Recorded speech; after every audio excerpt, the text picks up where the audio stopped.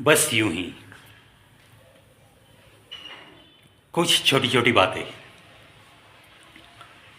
होठों पे सदा के लिए एक हसीन सी मुस्कान थी। पीठ पर भले ही बसता था, लेकिन वो ज़माना ही कुछ हसीन था। जिस ज़माने में दिल का सुकून बड़ा ही सस्ता था, दिल का सुकून बड़ा ही सस्ता था। गुज़र चुका है वो दौर, तो अब गुज़र चुका है दोस्तों। एक ज़माना था, गांव के किसी भी घर के दरवाजे सदैव खुले रहते थे। एक मोहल्ला एक परिवार की तरह रहता था। उस मोहल्ले के बच्चे दिल से कहीं भी कुछ भी खेलते रहते थे, भागते रहते थे। छिपने छिपाने के लिए हर कोई घर उन्हें अपना सा लगता था। भूख लगी अगर पेट में, चाहे मोहल्ले में अपना घर कितने भी दूर क्यों न हो, पास में जो घर मिला चलो उस घर में घुसे, और उस घर में जो माँ है उसे माँ करके पुकारा, माँ भूख लगी है चल कुछ देना। और बेटा चाहे अपनी कोख का हो या किसी और अपनी सहेली के कोख का हो, चलो अपने मोहल्ले का बेटा है भूखा है, इस सोच से वो माँ भी उसे दो निवाले खिलाती थी। किसी के घर में कुछ भी तकलीफ़ हो, परेशानी हो, तो पूरा मोहल्ला इकट्ठा होता था और उसे हर उलझन से बाहर निकालने के लिए बेताब रहता था। कहते हैं उस ज़माने में इतने पक्के मकान नहीं थे, लेकिन दिल बड़े पक्के थे। दीवारें भले ही कच्ची मिट्टी की थी, लेकिन इंसानों में एक दूजे में कोई भी दीवार नहीं रहती थी। मस्त चांद सितारों के संग अपने घर के बाहर आंगन में सोया करते थे लोग। ना किसी बात का डर, ना किसी बात का खौफ। इसीलिए ये पंक्तियाँ मुझे बड़ी ही अच्छी और सच्ची लगी। पीठ पे बसता था, चेहरे पे मुस्कान नहीं थी, एक सच्ची मुस्कुराहट थी। वो ज़माना ही बड़ा अजीब था, हसीन ज़माना था, जब सुकून बड़ा सस्ता था। आजकल ये सुकून ही तो महंगा हो गया है।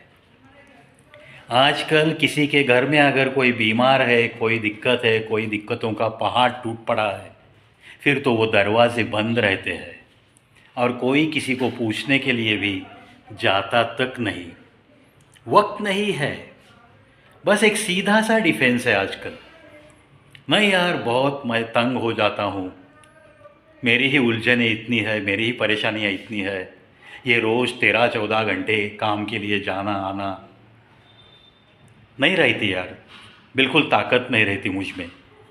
यही डिफेंस लेते हुए बस अपने अपने मकानों में दरवाजे बंद करके लोग बैठे हैं।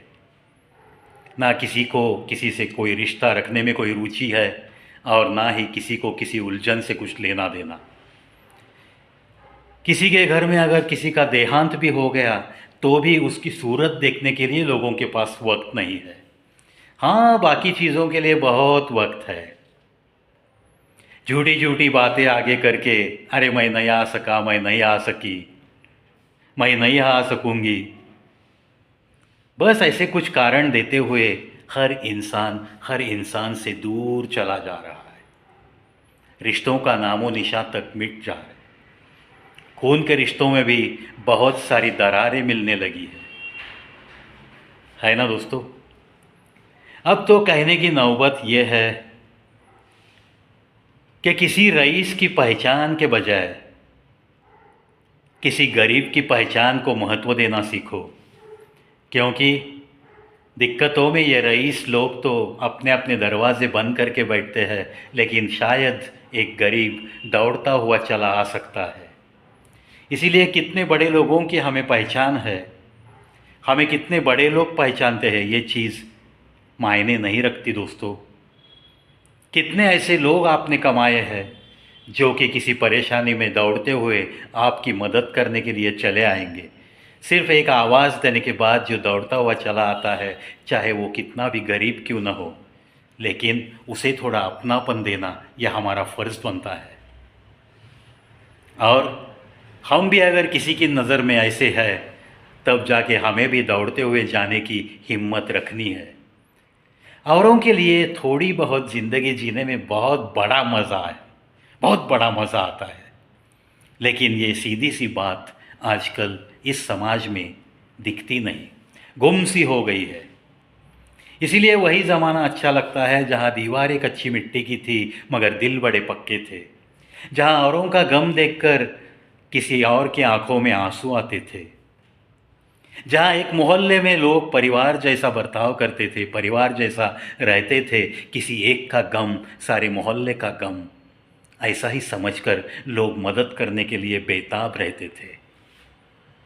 गांव-गांव में ऐसी ही कुछ बातें थी, ना किसी जाति धर्म की कोई सीमा रेखा थी, ना ही किसी और चीज़ की कोई सीमा रेखा। हंसते खेलते मस्त मुस्कुराते हुए पीठ पे जो भी बस्ता लेकर घूमते थे, चलता था। किसी का भी बोझ कोई भी उठा लेता था। अरे चल यार रहने दे, मैं लेता हूँ वहाँ तक। अरे चल यार गांव क्या इतना दूर है क्या, चल मैं लेता हूँ, चल तू गप्पे मारते हुए मेरे साथ चलता रहा। हर बुजुर्ग का सम्मान रखते थे बच्चे लोग। ये होता था हर गांव में एक अच्छा सा वातावरण। और ऐसे वातावरण में जो पली पीढ़ी, ये पला फूले जो पीढ़ी है हमारे पहले वाली पीढ़ी, वो तो बहुत खुशनसीब है। और क्यों न वो फिर ऐसी आशाएं अपेक्षाएं हमारी तरफ से रखेंगे, बिल्कुल उनका अधिकार है, वो रखते भी है। लेकिन चित्र कुछ विचित्र दिख रहा है आजकल।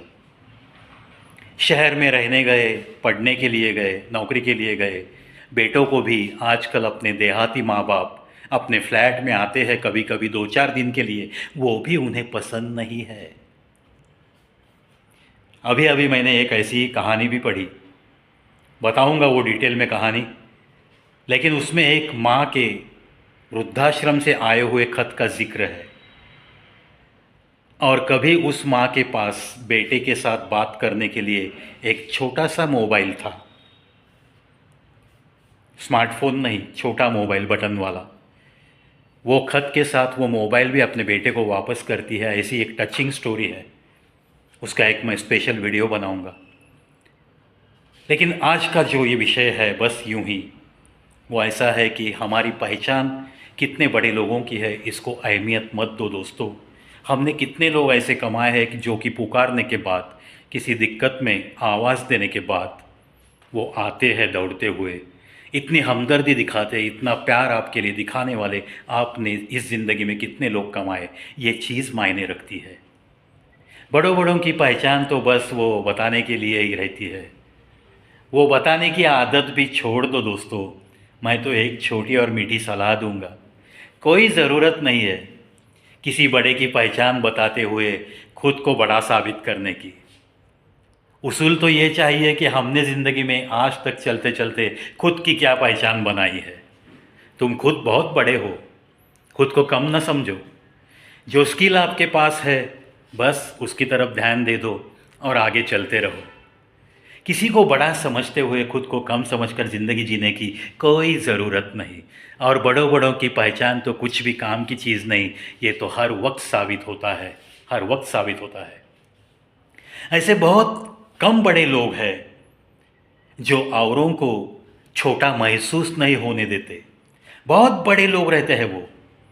ऐसे मिलीनियर्स को मैं मिल चुका हूँ और उनके इस स्वभाव के कारण उनके साथ मैं आज भी अटैच हूँ गए 20 सालों से।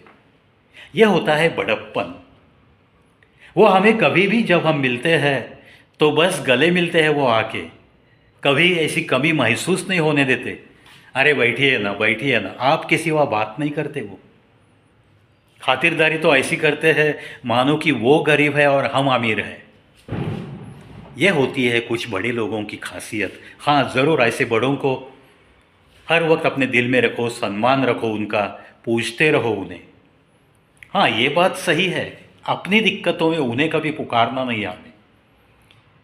अगर इधर से उधर से उन्हें कुछ मालूम हो गया तो वो ज़रूर आपका साथ देने के लिए ज़रूर आते हैं। ये भी मैंने अनुभव किया है, इसीलिए बड़े हक के साथ, अधिकार के साथ, तजुर्बे के साथ मैं ये बातें आपको बता रहा हूँ।